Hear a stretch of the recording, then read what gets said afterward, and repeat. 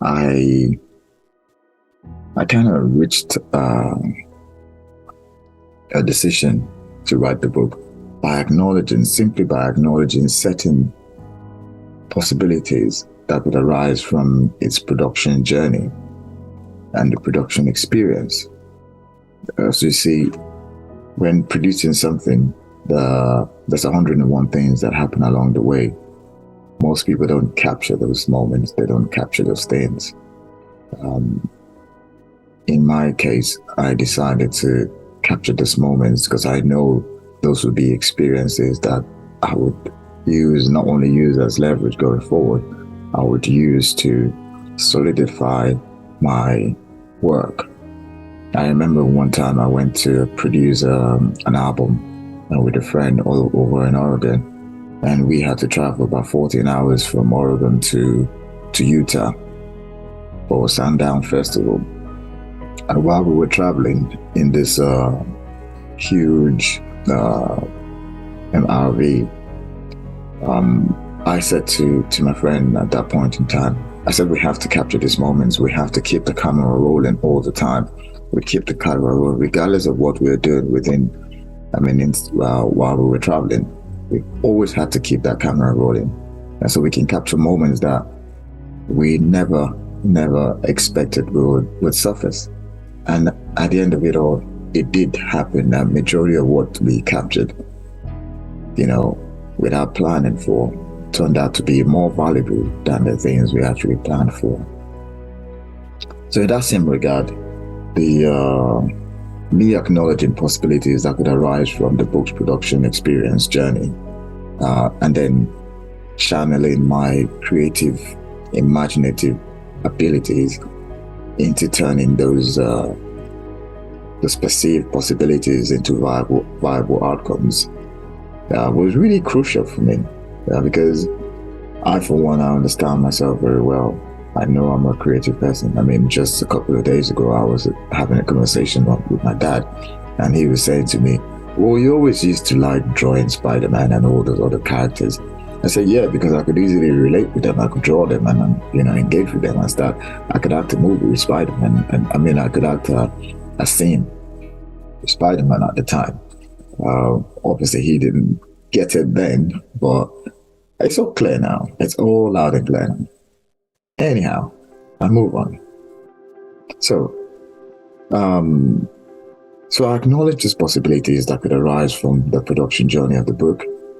And then I challenge my creative, imaginative abilities into turning those perceived possibilities into viable outcomes. But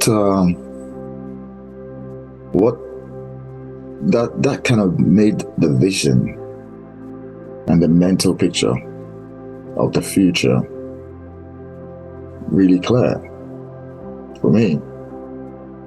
It made the motive for writing the book relatively more straightforward, and many others who were involved, with me writing the book at the time, it was now pretty much clear for them to see what my goal was, for them to see what my intention was, for them to see where I was coming from, for them to understand my joy in wanting to write. So that gave me added opportunity to engage more, to socialize more, to discuss more, because obviously now the vision is clear. People can see where you're going, people can share your experiences, they can align with the process. So it was clear for me to engage with people about my project. But again, like I've always said, it will be really cynical of me not to acknowledge individuals, especially family members and colleagues, and opportunities that actually gave way for me to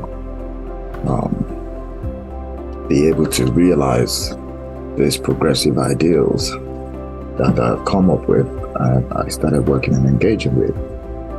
Majority of these people, again, like I indicated in the book, in this podcast, I will be calling out their names and discussing about them and talking about them. Because I've always felt that would give more value to guys who are listening. There's no point in me calling all these people now and then halfway through the book, you'll be like, okay, we've already spoken about this guy before. So it's a case of they will be acknowledged during the book, they will be recognized for their value, and then they will be shown the right gratitude and appreciation in view of justifying why they were included in this project. Going forward, in view of putting everything together and setting up a plan and plotting and strategizing while putting the book together, I actually conducted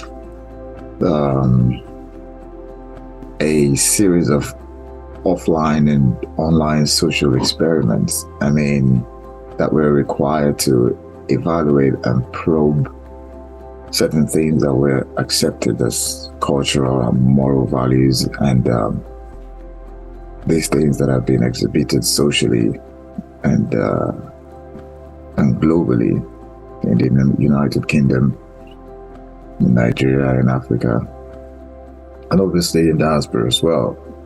So the majority of these experiences, or rather the experiments that I conducted, were things like using social media to discuss things that I found interesting, but I needed answers for. And obviously, since I couldn't conduct interviews with people, I couldn't go face to face to meet people. Rather, there was no point in doing that anyway, because technology has now managed to make that possible for us. So I had to leverage of that, and I did that by engaging constantly with a lot of people. A lot of people who said they had value to share. I would listen to that value, engage with that value, extract from that value, subtract from it what I did not need, and then add to it, and then showcase it. I did those experiments for years in view of extracting the required value that I needed to engage going forward with the book. And so you look at those opportunities and say, many of those engagement experiences that I did were actually focused on leadership qualities, on key decision-making points made by those so-called leaders, or those people who had value to share. So I'll take their key points, analyze it for further value-driven conversations, and look at their expected results, and then look at my expected results as well. So, for instance, I speak to somebody on social media or different platforms. We talk about things, we engage about different things, and at the end of the day, we know, or rather I know for a fact, that this conversation has to be centered around value.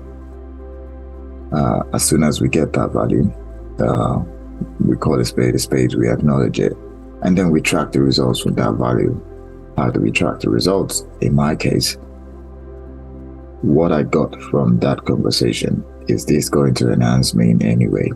Is this going to make me smarter? Is this going to make me more intelligent? Or is this going to make me more stupid? So those are questions I would ask myself during those experiments with people, which I did. But guess what? In actually justifying this approach and sanctifying it, I moved on to independently and along with others to host a variety of corporate and casual workshops, and I attended a lot of seminars, a lot of radio shows, and moderated on numerous online platforms, and I used so many inspirational classes and audio files and tapes. Noticeably, I used courses from the now late Bob Proctor, one of my favorite motivational and inspirational speakers. I listened to Les Brown for almost 2 years non-stop, every day, every morning. I would listen to Miles Monroe. I would listen to the lives of Anthony Robbins.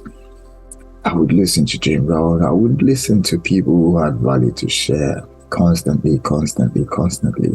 In view of understanding that there is an alignment with anything inspirational. So I moved on to host a lot of independent shows and a variety of corporate and casual workshops. What else did I do? Radio shows, yeah. I attended a lot of radio shows, a few TV shows. I traveled a lot to places where I could engage with other speakers and spoke to them about inspirational stuff, motivational stuff. And then, yeah, I also moderated on various online platforms. So I would come in to moderate conversations where I think the conversation is going off key. I would bring it back in alignment with what we intended to focus on. I remember along the line, a few people had some issues with me not being flexible, but I said to myself, well, what's the point being flexible when we've already ascertained that we have to time box conversation? So there's no room for the time to expand to 2 hours or 3 hours. No, we keep it to 1 hour so we can remain focused, which is a key ingredient for leadership. So I did all of that, all in view of acknowledging and extracting the value in conversations about a given course of action. So that's always been key to me. And then I moved on, and then constantly I pushed along by acquiring various kind of skill, as I felt I needed those skills to gain some kind of leverage, to gain some kind of profound and first understanding of self-empowerment techniques. For instance, I would learn how to use creative software, stuff I've never really bothered to use before. I would push on to learn to use those software and then master using them. And once I master using them, I'm thinking, wow, the knowledge of this tool or the understanding of this tool has probably just saved me about 5,000 pounds in creative process in production. Because what's the point me giving a freelancer or maybe a designer some work to do when technically I could really do it myself and maybe even do it better, because then I don't have to express my experience to you. I can just showcase my experience creatively. So I had a stab at that as well. I empowered myself with various skill acquisition initiatives. I put myself forward to speak to kids, to speak to young adults, constantly focused on leadership. And these were all part of my skill acquisition journey.